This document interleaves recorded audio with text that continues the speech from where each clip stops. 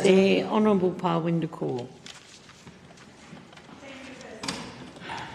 First of all, I would like to welcome everybody back to the Parliament. I understand we've had a long day, so I will not take a lot of your time, but I thought I'll share a very important parliamentary research project that I had a privilege to do with one of the UWA students, Josephine, last year.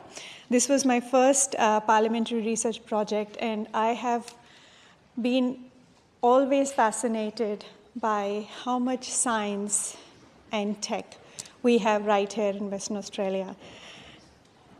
I'm sure you all had a great holiday and a break, and during that break, you got to spend time with your loved ones, but also perhaps go around our beautiful state a little bit.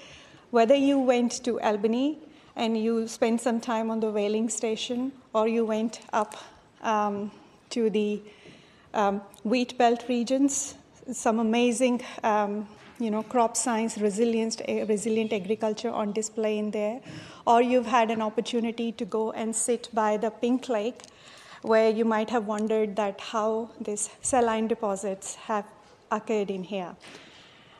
Or you went a little bit more further and had an experience at the Shark Bay or the Ningaloo Reef, which we have one of the best biodiversity hotspots, but also some really, really amazing sustainable practices going on in there, whether you talk about, from a conservation point of view or many other perspectives.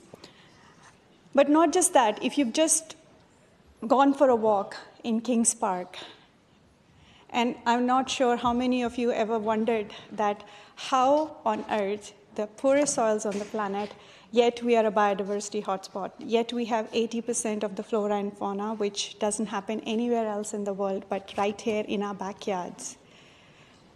I've had the opportunity to work and actually find the answers to these things, and I was really surprised to see these really amazing phenomenon, like how these roots develop cluster root formations and attract the tiniest possible micronutrients in these soils and flourish and thrive in this environment.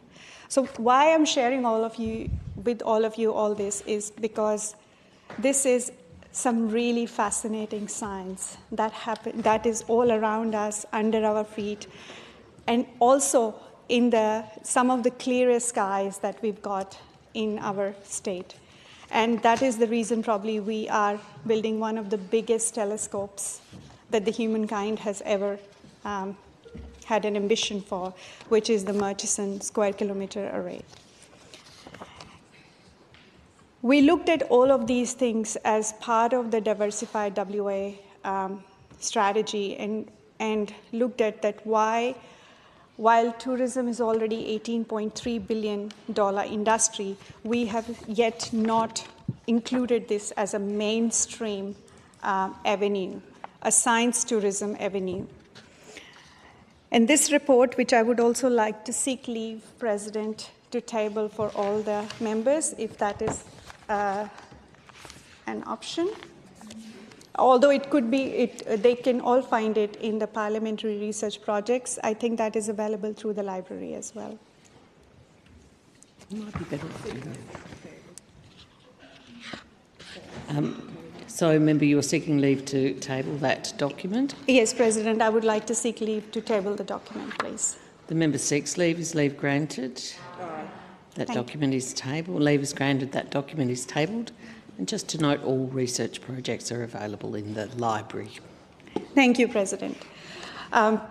So there are 6 major streams that we identified in this project that could be utilised by Western Australia as some of the key avenues that we could promote the science and technology and the vast landscapes that can help us not just see these things, but also discover that during our when tourists all around the world come here to visit Western Australia.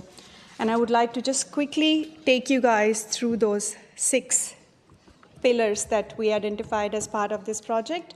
So there's a lot of opportunity in terms of extending our science experience packages. We are hosting some of the world's biggest conferences right here in Western Australia, and it is really a great opportunity for us to be able to extend those science conferences with extra tourism opportunities for those delegates. Citizen science tourism is another one that has been very, very successful in many other parts of the world, and including our own homegrown projects like Microbliss, which was done by Barry Marshall, which was led by 40 science students, but then it actually extended to include more than 2,000 people who were going and taking samples, soil samples, all around Western Australia, which were later then analyzed for several things in terms of microorganisms that are present in our soils. So projects like this could be very easily enabled, and that also makes a very important point for us, that we could add purpose to the travels and those tourist packages that could be made available to the people who come to this part of the world. The another one is, if you've had an opportunity to travel to Jinjin and go to the observatory, there is a really, really good session that is run by Uncle Nolnan up in there, where he not just tells you about the clear skies and the stars, but he also beautifully blends in the stories from the First Nations Australians about that part of the experience. So this is another thing that we could add value to the tourism and make it more purpose-driven here in Western Australia.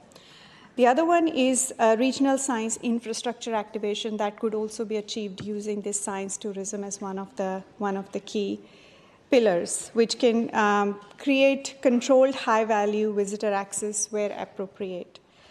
And the last one that I would like to bring to your attention is Western Australia has the most amazing and longitudinal studies. Specifically when it comes to cancer research, we've got the biggest data sets and the longitudinal data sets that are available. That makes us also one of the excellent destinations for a lot of people to come here for a medical tourism, but then also support the infrastructure and the ecosystem that we are building in here. It's incredible that we are probably only one state where a visitor can explore 3.5 billion-year-old geological history in the morning, go for a swim with the megafauna in the afternoon, and gaze into the origins of the universe at night. And with that thought, I would like to leave you guys, and hopefully you will be able to use this report to go to your communities and hopefully inspire some of the small tourism businesses to be able to adopt the very brilliant packages that the student has put together, which is ready to plug and play for the industry. Thank you so much.